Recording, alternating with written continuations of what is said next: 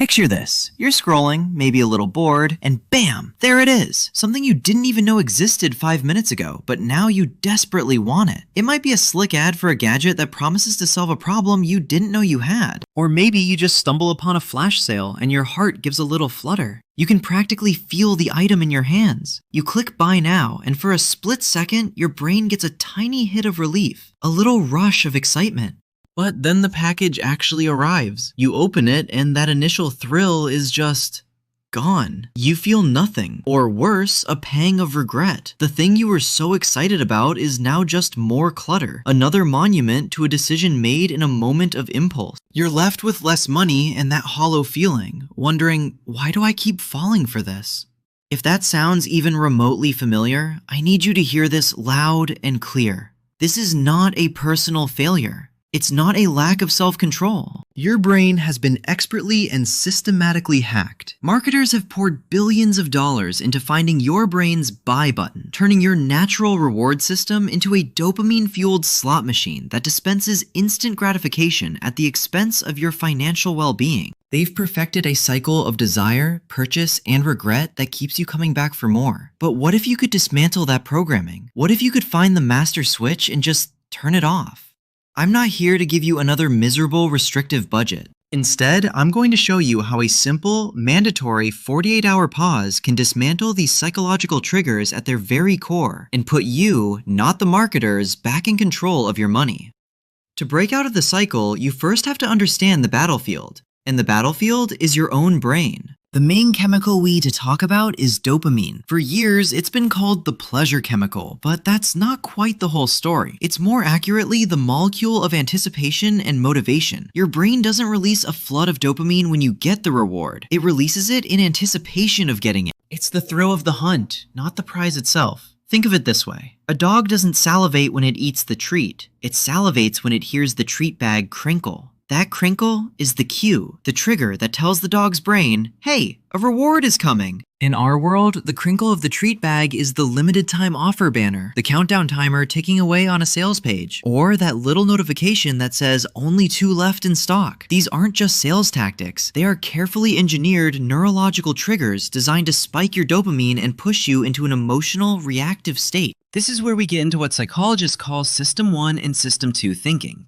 System 1 is your fast, automatic, emotional brain. It's the part of you that reacts instantly, running on instinct and feeling. System 2 is your slow, logical, analytical brain, the part that weighs pros and cons and thinks about the future. When a marketer hits you of a flash sale, they are deliberately targeting your System 1 brain. The dopamine rush from anticipating a great deal or a new shiny thing effectively hijacks the logical processing of your System 2 brain. You're not thinking, you're feeling. And when you're in that state, you are a marketer's dream. It goes even deeper. This impulse is often triggered by our emotional state. Research shows that feelings of stress, boredom, or loneliness make us way more susceptible to impulse buying. When you're stressed, your brain is looking for a quick hit of relief or a sense of control. And what's one of the easiest ways to get that hit in the modern world? Clicking buy. It's the whole idea behind retail therapy, but it's really a coping mechanism. The temporary pleasure of the purchase provides a short-lived escape from those negative feelings. But it's a trap because the relief is fleeting while the financial consequences are very real. The algorithm knows this. It sees you scrolling late at night after a tough day and starts feeding you ads for comfort items, for novelty gadgets, for anything that promises a quick fix. That's the dopamine trap in action, and it's a cycle designed to be incredibly difficult to escape without a real strategy. So, how do we fight back against a system that's so perfectly engineered to exploit our own brain chemistry? Not with willpower. Willpower is a finite resource that gets exhausted by stress and decision fatigue. We fight it with a better system, one that doesn't require massive effort but simply introduces a moment of intentional friction. This is where we introduce the core of our strategy. This is the cornerstone, the single most effective tool for breaking the impulse spending spell. The rule is dead simple. Whenever you feel the urge to buy something that isn't a true immediate necessity, you don't buy it. Instead, you add it to a list and wait a full 48 hours. Obviously, this doesn't apply to essentials like groceries or medicine. This rule is for that new jacket, the kitchen gadget from TikTok, the book that popped up in your recommendations, anything that triggers that sudden, intense intense "I need this now" feeling. Here's why this is so powerful. The 48-hour pause is a forced cooling off period. That intense dopamine rush that drives emotional, System 1 thinking is a short-term chemical spike. It fades. By simply waiting, you are allowing that anticipatory high to recede, giving your logical, System 2 brain time to come back online. You move from a hot emotional state to a cool, rational one. After 2 days, the artificial urgency created by marketing is gone. The FOMO has probably vanished. And now you can look at the item for what it is, not what the dopamine rush told you it was. To put this into practice, create a dedicated space for your wants. A note on your phone, a physical notebook, or even just leaving the item in the online cart works. The act of adding it to a list can itself satisfy a tiny piece of that impulse to get something. Then, set a reminder for 48 hours later. When it goes off, ask yourself, do I still want this? Do I own something similar?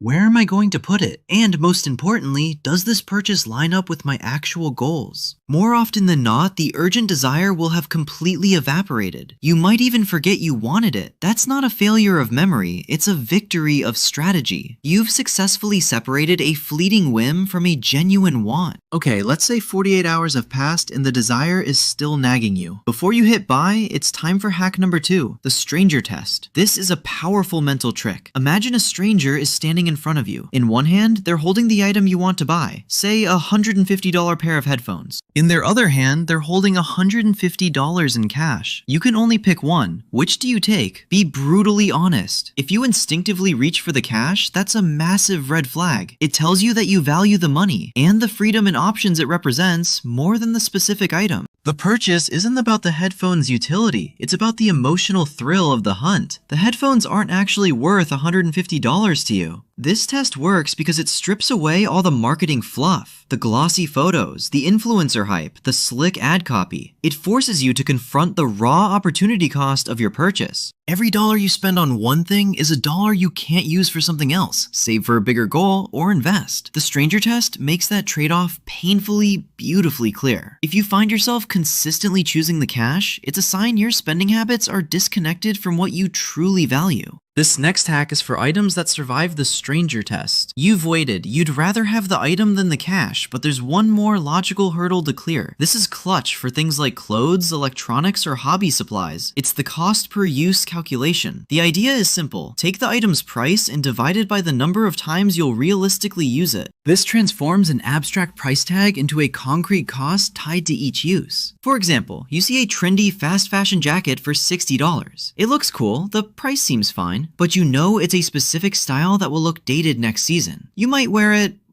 5 or 6 times? Let's be generous and say 10 times. That's a cost per use of $6. Every time you put it on, it's costing you $6. Now, compare that to a classic high-quality coat that costs $300. The price is much higher, and it stings a bit, but it's timeless, built to last, and you know you'll wear it at least 100 times over the next few years. Suddenly, its cost per use drops to just $3. The cheaper jacket is actually twice as expensive every single time you wear it. This little bit of math forces you to shift your thinking from short-term thrill to long-term value. It helps you tell the difference between a cheap purchase and a true investment. A low cost per use signals a smart addition to your life. A high cost per use often signals a novelty item that provides a momentary spark but no real utility. Our final hack is about redesigning your environment to work for you, not against you. E-commerce sites have spent fortunes removing every possible barrier between your impulse and your purchase. One-click buying, saved payment info, Face ID payments. It's all designed to make spending as thoughtless as possible. Your job is to reverse engineer this. You need to create friction. Start with the basics. Go into your browser settings and delete all your saved credit card information. The simple act of having to get up, find your wallet, and manually type in 16 digits can be just enough of a pause to make you think twice. It's a small hurdle, but it's a powerful one. Next, log out of all your shopping accounts. Amazon, Target, whatever your vice is. If you have to enter your password every time, you're less likely to just browse out of boredom. Take it a step further. Go on an unsubscribing rampage. You are literally giving companies permission to send temptation directly to your inbox every day. If you really need something, you can go to their website. You don't need a daily sales alert. Finally, curate your social media. If certain accounts consistently make you feel like you need to buy things to be happy, mute or unfollow them. Your mental space is valuable real estate. Don't let it be occupied by ads disguised as content. By creating these small points of friction, you are giving your future self the gift of time. You're jamming the gears of the automated pipeline from impulse to purchase, creating room for a conscious choice. Getting control of your finances isn't about deprivation. It's not about telling yourself no to everything, unless stark minimalism is your genuine goal. It's about understanding the game being played inside your own mind. It's about recognizing that your impulses are being weaponized against you by a commercial system that profits from your reactive decisions. The 48-hour pause, the stranger test, cost per use, and creating friction. These aren't just tips. They are a new operating system for your brain. They are how you get out of the passenger seat of your financial life and grab the steering wheel. By creating a gap between trigger and action, you're giving yourself the most powerful tool you have, conscious choice. You're giving your rational brain a chance to ask if a purchase truly serves you and moves you closer to the life you actually want.